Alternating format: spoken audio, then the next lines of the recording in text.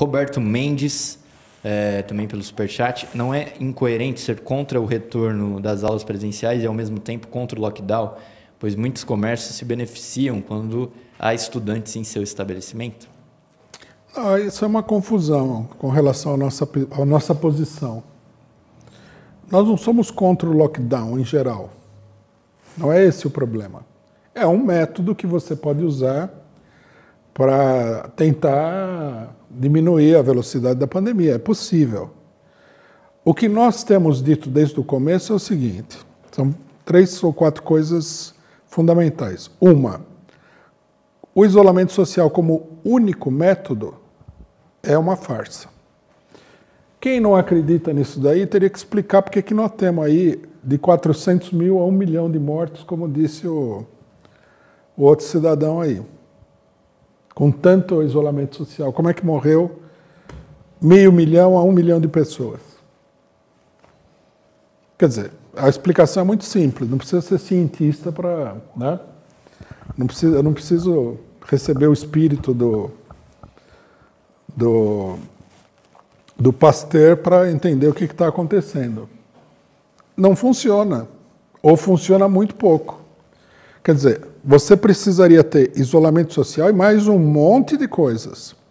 Uma coisa interessante, vale a pena falar aqui, assim, eu estou lendo um livro, que é um livro muito esclarecedor.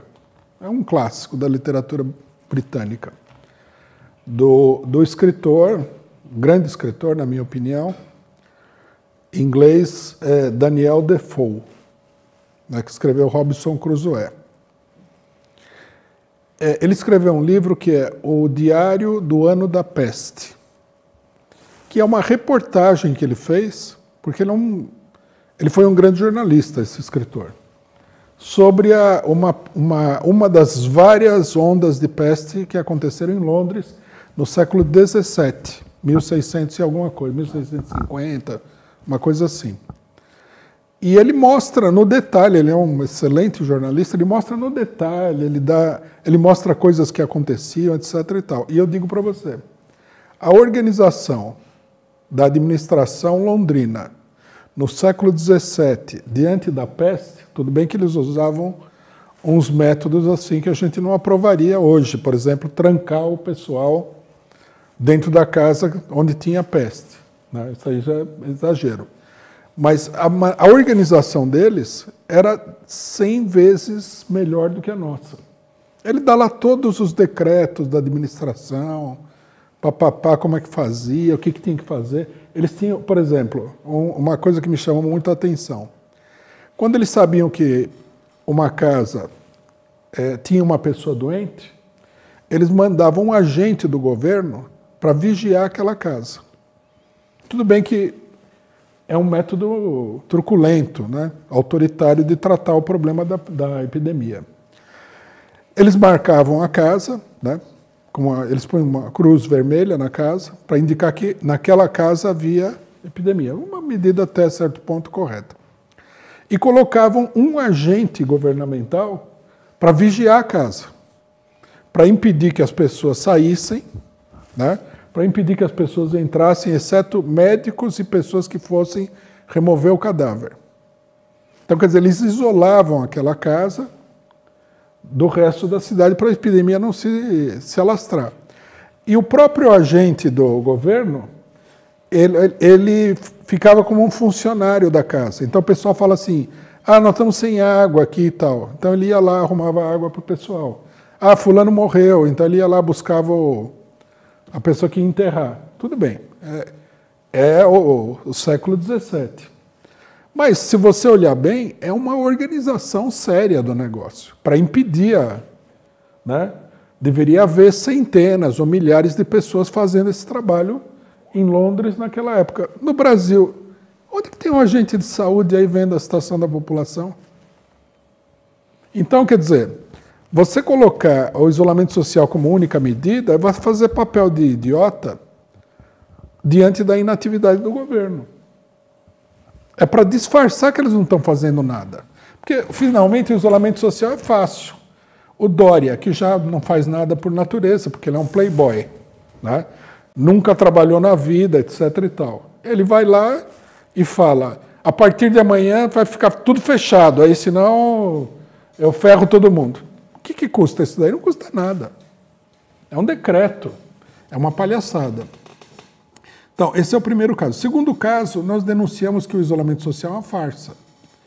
Né? As estatísticas mostraram 20% da população só tem condições de fazer isolamento social. A maior parte da população está trabalhando, as empresas capitalistas estão trabalhando. Está aqui o companheiro Luiz Eugênio de Volta Redonda. A CSN parou algum dia durante a pandemia? Nenhum dia. Quantos trabalhadores tem na CSN?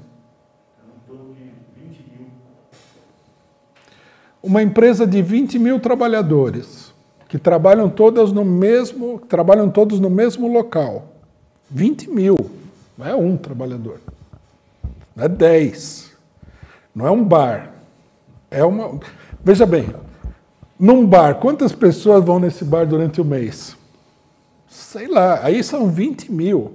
E esses 20 mil, nós temos que ampliar. Com a família, vizinhos, pessoas próximas e tudo mais, vai para 150, 200 mil, é quase toda a cidade.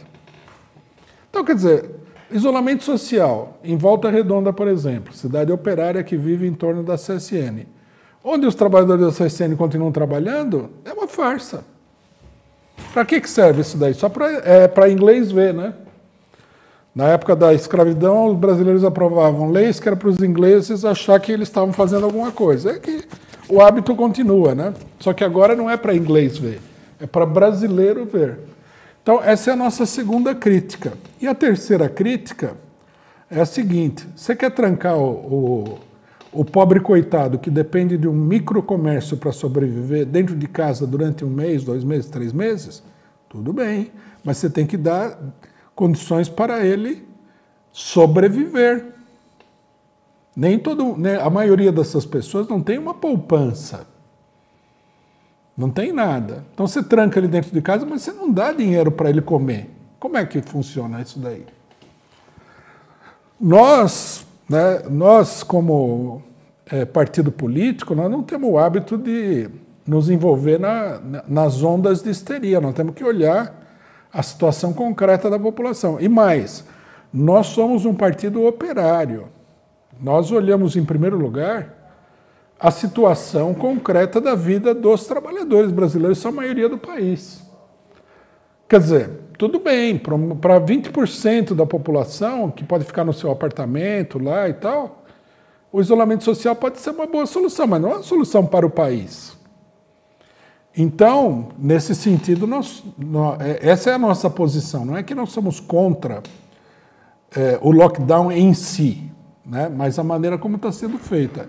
Agora, se você vai fazer lockdown e você vai colocar as crianças na escola, aí já é como se o governo estivesse cuspindo na nossa cara e falando, você é um idiota completo e eu vou cuspir em cima de você porque você não merece respeito, né? Aí já é demais.